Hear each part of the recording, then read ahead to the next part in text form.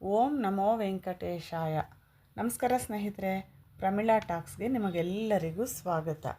ಸ್ನೇಹಿತರೆ, ಈ ವಿಡಿಯೋದಲ್ಲಿ ಚಂದ್ರ ಮತ್ತು ಸೂರ್ಯಗ್ರಹಣದ ಸಮಯದಲ್ಲಿ ನೀರು ಮತ್ತು ಆಹಾರ ಪದಾರ್ಥಗಳ ಮೇಲೆ ದರ್ಬೆಯನ್ನು ಏಕೆ ಇಡಬೇಕು, ದರ್ಬೆ ಗ್ರಹಣದ ಕಿರಣಗಳನ್ನು ಹೇಗೆ ತಡೆಯುತ್ತೆ, ದರ್ಬೆಯ ಮಹತ್ವವೇನು, ವೈಜ್ಞಾನಿಕ ಸಂಶೋಧನೆಗಳಿಂದ ಏನು ಸಾಬೀತಾಗಿದೆ, ದರ್ಬೆಯ ಮಹಾದೈವ ರಹಸ್ಯ ಏನು, ದರ್ಬೆ ಒಂದು ಸರ್ವಸಿದ್ಧಿ ಮತ್ತು ಶುದ್ಧಿ ಗಿಡ ಹೇಗೆ ಅನ್ನೋದನ್ನು ವಿವರವಾಗಿ ಈ ವಿಡಿಯೋದಲ್ಲಿ ತಿಳ್ಕೊಳ್ಳೋಣ ಸ್ನೇಹಿತರೆ. ಭಾರತೀಯ ಹಿಂದೂ ಸಂಸ್ಕೃತಿಯಲ್ಲಿ ಯಜ್ಞಯಾಗಾದಿಗಳಲ್ಲಿ, ಹೋಮ ಹವನಗಳಲ್ಲಿ, ಪೂಜೆಗಳಲ್ಲಿ, ಶುಭ ಕಾರ್ಯಗಳಲ್ಲಿ ದರ್ಬೆ ಒಂದು ವಿಶಿಷ್ಟ ಸ್ಥಾನವನ್ನು ಹೊಂದಿದೆ. ದರ್ಬೆಯನ್ನು ಮಹಾವಿಷ್ಣು ರೂಪವೆಂದು ಕೂಡ ಭಾವಿಸ್ತಾರೆ. ಪೌರಾಣಿಕವಾಗಿ ದರ್ಬೆ ಬಗ್ಗೆ ಹೇಳಬೇಕು ಅಂತಂದರೆ, ದರ್ಬೆ ಒಂದು ರೀತಿಯ ಹುಲ್ಲು. ದರ್ಬೆಯನ್ನು ಪವಿತ್ರ ಅಂತಲೂ ಕರೀತಾರೆ. ಮಹಾವಿಷ್ಣುವು ವರಾಹ ಅವತಾರ ತಾಳಿದಾಗ ಅವರು ಒಮ್ಮೆ ಮೈಯನ್ನು ಕೊಡವಿದಾಗ ಅವರ ದೇಹದ ಕೆಲವು ರೋಮಗಳು ಉದುರಿ ಭೂಮಿಯ ಮೇಲೆ ದರ್ಬೆಯಾಗಿ ಹುಟ್ಟಿತು ಅಂತ ಪುರಾಣಗಳು ಹೇಳ್ತವೆ. ಹಾಗೆಯೇ ಇನ್ನೊಂದು, ಗರುಡನು ಅಮೃತ ಕಳಸವನ್ನು ದರ್ಬೆಯ ಮೇಲೆ ಇಟ್ಟಿದ್ದಂತೆ. ಆ ಕಳಸದಲ್ಲಿ ಅಮೃತದ ಒಂದು ಹನಿ ದರ್ಬೆಯ ಮೇಲೆ ಬಿದ್ದು ದರ್ಬೆಗೆ ಅಷ್ಟು ಪವಿತ್ರತೆ ಬಂದಿದೆ ಅಂತಲೂ ಪುರಾಣಗಳು ಹೇಳ್ತವೆ. ಸ್ನೇಹಿತರೆ, ದೇವಾಲಯಗಳು, ಹಬ್ಬಗಳು, ಪೂಜೆಗಳು ನಡೆಯುವ ಸ್ಥಳಗಳಲ್ಲಿ ದರ್ಬೆಯ ಗೊಂಚಲನ್ನು ಹಿಡಿದು ಆ ದರ್ಬೆಯ ತುದಿಗಳಿಂದ ನೀರನ್ನು ಅದ್ದಿ ಆ ನೀರನ್ನು ಎಲ್ಲ ಕಡೆ ಚಿಮುಕಿಸ್ತಾರೆ. ಯಾಕೆ ಅಂದರೆ, ದರ್ಬೆಯ ತುದಿಯಲ್ಲಿ ಒಂದು ರೀತಿಯ ಅದ್ಭುತವಾದ ಧನಾತ್ಮಕ ಶಕ್ತಿ ಇರುತ್ತಂತೆ. ದರ್ಬೆಯ ತುದಿಯಲ್ಲಿ ಧ್ವನಿ ಸಂವೇದನಾ ಕಂಪನಗಳನ್ನು ಉಂಟು ಮಾಡುವ ಶಕ್ತಿ ಇದೆ ಅನ್ನುವಂಥ ನಂಬಿಕೆ ಇದೆ. ದರ್ಬೆಯಿಂದ ನೀರನ್ನು ಅದ್ದಿ ಪ್ರೋಕ್ಷಿಸಿದಾಗ ನೀರು ದರ್ಬೆಯಲ್ಲಿರುವ ಕಂಪನಾ ಶಕ್ತಿಯನ್ನು ಹೀರಿಕೊಳ್ಳುತ್ತೆ. ಈ ನೀರು ಎಲ್ಲೆಲ್ಲಿ ಪ್ರೋಕ್ಷಣೆಯಾಗುತ್ತೋ ಅಲ್ಲೆಲ್ಲ ಶಕ್ತಿಯ ಸಂಚಲನವಾಗುತ್ತೆ. ಆದ್ದರಿಂದ ದರ್ಬೆಯಿಂದ ನೀರನ್ನು ಅದ್ದಿ ಪ್ರೋಕ್ಷಣೆ ಮಾಡ್ತಾರೆ. ಹೀಗಾಗಿ ತುದಿಗಳಿಲ್ಲದ ದರ್ಬೆಯನ್ನು ಉಪಯೋಗಿಸುವಂತಿಲ್ಲ. ಯಾಕೆ ಅಂದರೆ, ದರ್ಬೆಯಲ್ಲಿ ಪ್ರವಹನ ಶಕ್ತಿ ಇರಲ್ಲ ತುದಿ ಇಲ್ಲದ ದರ್ಬೆಯಲ್ಲಿ. ನಾವು ದರ್ಬೆಯ ತುದಿಗಳನ್ನು ನೀರಿನಲ್ಲಿ ಅದ್ದಿ ಎಲ್ಲ ಕಡೆ ಪ್ರೋಕ್ಷಿಸಿದಾಗ ಅಲ್ಲೆಲ್ಲ ಧನಾತ್ಮಕ ಶಕ್ತಿ ತುಂಬಿಕೊಳ್ಳುತ್ತೆ. ನಕಾರಾತ್ಮಕ ಶಕ್ತಿ ಇದ್ದರೆ ದೂರ ಆಗುತ್ತೆ. ಹೌದು ಸ್ನೇಹಿತರೆ, ಇಷ್ಟೊಂದು ಧನಾತ್ಮಕ ಶಕ್ತಿ ಇರುವಂತಹ ದರ್ಬೆಯನ್ನು ಎಲ್ಲೆಲ್ಲಿ ಹೇಗೆ ಬಳಸ್ತಾರೆ ನಾವು ನೋಡಿರುವ ಹಾಗೆ ಅನ್ನೋದನ್ನು ನಾವು ಒಂದು ಸರ್ತಿ ನೆನಪಿಸ್ಕೊಳ್ಳೋಣ. ಸ್ನೇಹಿತರೆ, ಪುರೋಹಿತರು ಯಜ್ಞ ಮತ್ತು ಪೂಜೆ, ಪಿತೃ ಕಾರ್ಯಗಳು ಮಾಡಿಸೋವಾಗ ಆ ಕಾರ್ಯಗಳನ್ನು ಮಾಡೋರಿಗೆ, ಆ ಪೂಜೆ ಹವನಗಳನ್ನು ಮಾಡೋರಿಗೆ ದರ್ಬೆ ಉಂಗುರವನ್ನು ಧರಿಸೋದಕ್ಕೆ ಕೊಡ್ತಾರೆ.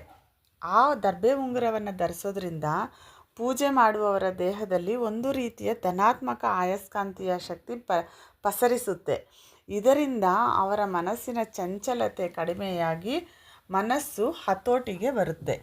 ದರ್ಬೆಯಿಂದ ಉಂಗುರದ ಬೆರಳಿಗೆ ದರ್ಬೆ ಉಂಗುರವನ್ನು ಮಾಡ್ತಾರಲ್ವ, ಅದನ್ನು ಪವಿತ್ರ ಅಂತ ಕರೀತಾರೆ. ದರ್ಬೆ ಉಂಗುರವನ್ನು ಮಾಡೋದಕ್ಕೂ ಕೆಲವು ನಿಯಮಗಳಿದೆ ಸ್ನೇಹಿತರೆ.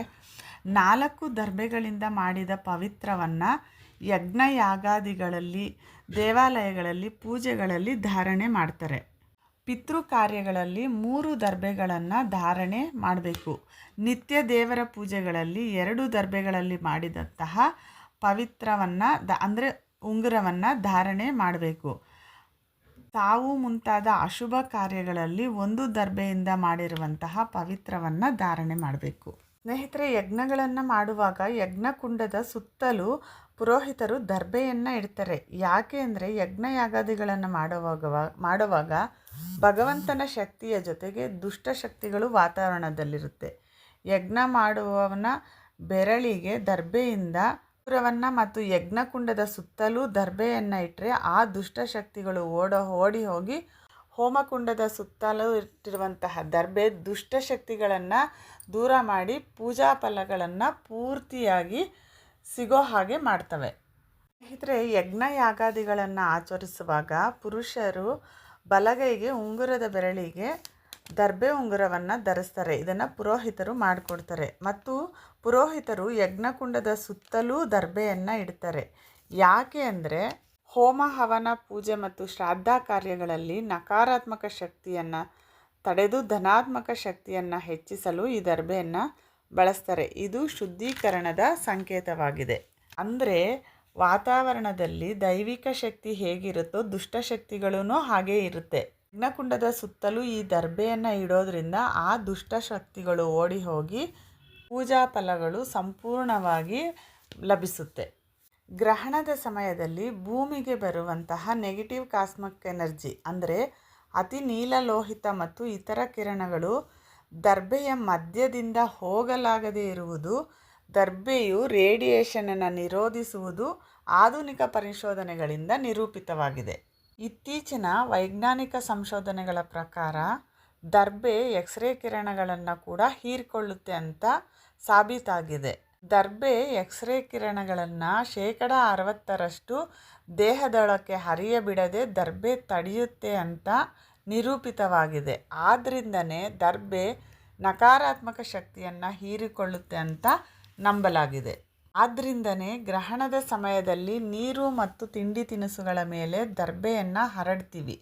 ಯಾಕೆ ಅಂದರೆ ಗ್ರಹಣದ ಕಿರಣಗಳಿಂದ ನಕಾರಾತ್ಮಕ ಪರಿಣಾಮ ಆಹಾರದ ಮೇಲೆ ಉಂಟಾಗೋದಿಲ್ಲ ಮತ್ತು ಗ್ರಹಣದ ಸಮಯದಲ್ಲಿ ಸಂಭವಿಸಬಹುದಾದ ದುಷ್ಪರಿಣಾಮಗಳನ್ನು ಈ ದರ್ಬೆ ತಡೆಯುತ್ತೆ. ಸ್ನೇಹಿತರೆ, ಹೌದು, ದರ್ಬೆಗೆ ಇಷ್ಟೊಂದು ಧನಾತ್ಮಕ ಶಕ್ತಿ ಇದೆ. ಪ್ರಾಚೀನ ಕಾಲದಲ್ಲಿ ಕೂಡ ಋಷಿ ಮುನಿಗಳೆಲ್ಲ ತಮ್ಮ ಮನೆಯನ್ನು ದರ್ಬೆಯ ಹುಲ್ಲಿನಿಂದ ಮೇಲ್ಛಾವಣಿ ಹಾಕ್ತಾ ಇದ್ರಂತೆ. ಜಪತಪಗಳನ್ನು ಮಾಡಲು ದರ್ಬೆಯ ಹುಲ್ಲನ್ನೇ ಬಳಸ್ತಿದ್ರಂತೆ. ದೇವರ ವಿಗ್ರಹಗಳಿಗೂ ಪೀಠವಾಗಿ ದರ್ಬೆಯಿಂದಲೇ ತಯಾರಿಸ್ತಿದ್ರಂತೆ ಆ ಪೀಠವನ್ನು. ಯಾಕೆ ಅಂದರೆ ಧ್ಯಾನ ಮತ್ತು ತಪದ ಸಮಯದಲ್ಲಿ ನಮ್ಮ ದೇಹದಲ್ಲಿ ಉತ್ಪತ್ತಿಯಾಗುವಂತಹ ಧನಾತ್ಮಕ ಶಕ್ತಿ ಕಾಲುಗಳ ಬೆರಳುಗಳಿಂದ ನೆಲದತ್ತ ಪ್ರವಾಹವಾಗುತ್ತೆ. ಇದನ್ನು ದರ್ಬೆ ತಡೆಯುತ್ತಂತೆ.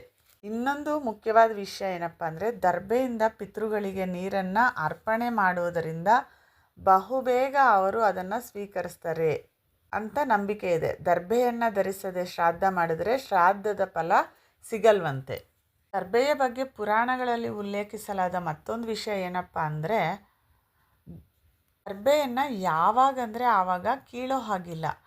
ಪ್ರತಿ ಮಾಸದ ಕೃಷ್ಣ ಪಕ್ಷದ ಹುಣ್ಣಿಮೆಯ ಮರುದಿನ ಮಾತ್ರ ದರ್ಬೆಯನ್ನು ಕೀಳಬೇಕಂತೆ. ಸ್ನೇಹಿತರೆ, ದರ್ಬೆಯ ಹಾಸಿನ ಮೇಲೆ ಕುಳಿತುಕೊಂಡು ಜಪ ಮತ್ತು ಧ್ಯಾನ ಮಾಡೋದ್ರಿಂದ ಏಕಾಗ್ರತೆ ಹೆಚ್ಚುತ್ತೆ ಮತ್ತು ದೇಹ ತಂಪಾಗುತ್ತೆ ಅಂತಾರೆ. ದರ್ಬೆ ನವಗ್ರಹಗಳಲ್ಲಿ ಒಂದಾದ ಕೇತು ಗ್ರಹವನ್ನು ಪ್ರತಿನಿಧಿಸುತ್ತೆ. ಈ ದರ್ಬೆ ತುಳಸಿ, ಬಿಲ್ವಪತ್ರೆ, ಗರಿಕೆಗಳಂತೆ ದೈವಿಕ ಮಹತ್ವವುಳ್ಳ ಹುಲ್ಲಾಗಿದೆ. ಅದಕ್ಕೆ ಎಲ್ಲ ಕಾರ್ಯಗಳಲ್ಲೂ ಬಳಸ್ತಾರೆ.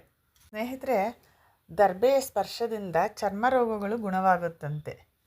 ಈ ದರ್ಬೆಯನ್ನು ಎಳ್ಳೆಣ್ಣೆ ಜೊತೆಗೆ ಹಾಕಿ ಕುದಿಸಿ ಆ ಎಣ್ಣೆಯನ್ನು ಚರ್ಮದ ಮೇಲೆ ಹಚ್ಕೊಂಡ್ರೆ ಚರ್ಮ ರೋಗಗಳಾದ ದದ್ದು, ತೊನ್ನು, ನವೆ ಮುಂತಾದ ಚರ್ಮ ರೋಗಗಳು ಕಡಿಮೆ ಆಗ್ತವೆ ಅಂತ ಹೇಳ್ತಾರೆ.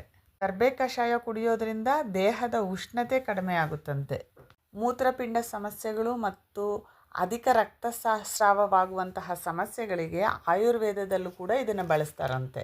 ಸ್ನೇಹಿತರೆ, ದರ್ಬೆಗೆ ವಾತಾವರಣದಲ್ಲಿರುವಂತಹ ದುಷ್ಟಶಕ್ತಿಯನ್ನು ನಿಯಂತ್ರಿಸುವ ಅಮೋಘವಾದ ಶಕ್ತಿ ಇದೆ. ದರ್ಬೆ ಸೂಕ್ಷ್ಮಜೀವಿ ವಿರೋಧಿ ಗುಣಗಳನ್ನು ಹೊಂದಿದ್ದು ವಿಕಿರಣಗಳನ್ನು ತಡೆಯುವ ಶಕ್ತಿಯನ್ನು ಹೊಂದಿದೆ. ಸ್ನೇಹಿತರೆ, ದರ್ಬೆಯನ್ನು ಹೋಮ ಹವನಗಳಲ್ಲಿ ಪೂಜೆ ಮಾಡುವ ವ್ಯಕ್ತಿ ದರ್ಬೆಯನ್ನು ಉಂಗುರವಾಗಿ ಯಾಕೆ ಧರಿಸ್ತಾರೆ, ಪೂಜೆಗಳಲ್ಲಿ ಯಾಕೆ ಧರಿಸ್ತಾರೆ, ಅಲ್ಲದೆ ಶ್ರಾದ್ದದಂತಹ ಅಪರ ಕರ್ಮಕ್ರಿಯೆಗಳಲ್ಲೂ ದರ್ಬೆಯನ್ನು ಯಾಕೆ ಉಪಯೋಗಿಸ್ತಾರೆ, ಆಮೇಲೆ ಗ್ರಹಣದ ಸಮಯದಲ್ಲಿ ಆಹಾರ ಮತ್ತು ನೀರಿನ ಮೇಲೆ ದರ್ಬೆಯನ್ನು ಯಾಕೆ ಇಡ್ತಾರೆ ಅನ್ನೋದೆಲ್ಲ ಈ ವಿಡಿಯೋದಲ್ಲಿ ತಿಳಿಸಿದ್ದೀನಿ ಅಂತ ಅಂದ್ಕೊಂಡಿದ್ದೀನಿ. ಸ್ನೇಹಿತರೆ, ಈಗ ಚಂದ್ರಗ್ರಹಣ ಹತ್ತಿರದಲ್ಲಿ ಬರ್ತಾ ಇದೆ. ಇನ್ನು ಮುಂದೆ ಸೂರ್ಯ ಮತ್ತು ಚಂದ್ರಗ್ರಹಣದ ಸಮಯದಲ್ಲಿ ದರ್ಬೆಯನ್ನು ಆಹಾರದ ಮೇಲೆ, ನೀರಿನ ಮೇಲೆ ಮತ್ತು ಮನೆಯಲ್ಲಿ ಅಲ್ಲಲ್ಲಿ ಇಟ್ಟರೆ ಧನಾತ್ಮಕ ಶಕ್ತಿ ಹೆಚ್ಚಾಗುತ್ತೆ, ನಕಾರಾತ್ಮಕ ಶಕ್ತಿಯನ್ನು ತಡೆಯುತ್ತೆ. ಸ್ನೇಹಿತರೆ, ಈ ವಿಡಿಯೋ ನಿಮಗೆ ಇಷ್ಟ ಆದರೆ ಒಂದು ಲೈಕ್ ಕೊಡಿ, ನನ್ನ ಚಾನಲ್ನ ಸಬ್ಸ್ಕ್ರೈಬ್ ಮಾಡ್ಕೊಳ್ಳಿ. ಈ ವಿಡಿಯೋ ಯಾರಿಗಾದರೂ ನಿಮ್ಮ ಫ್ಯಾಮಿಲಿ ಮೆಂಬರ್ಸ್ಗಾಗಲಿ ಫ್ರೆಂಡ್ಸ್ಗಾಗಲಿ ಯಾರಿಗಾದರೂ ಹೆಲ್ಪ್ ಆಗುತ್ತೆ, ಅವರು ತಿಳ್ಕೊಳ್ಳಿ ದರ್ಬೆಯ ಮಹತ್ವವನ್ನು, ಯಾಕೆ ಗ್ರಹಣದ ಸಮಯದಲ್ಲಿ ದರ್ಬೆಯನ್ನು ಆಹಾರದ ಮೇಲೆ ಇಡಬೇಕು ಅಂತ ಏನಾದರೂ ನಿಮ್ಗೆ ಅನಿಸಿದ್ರೆ ಅವ್ರಿಗೆ ಇದನ್ನು ಶೇರ್ ಮಾಡಿ. ಮತ್ತೊಂದು ಉತ್ತಮವಾದ ವಿಡಿಯೋದೊಂದಿಗೆ ಮತ್ತೆ ಸಿಗೋಣ. ನಮಸ್ಕಾರ.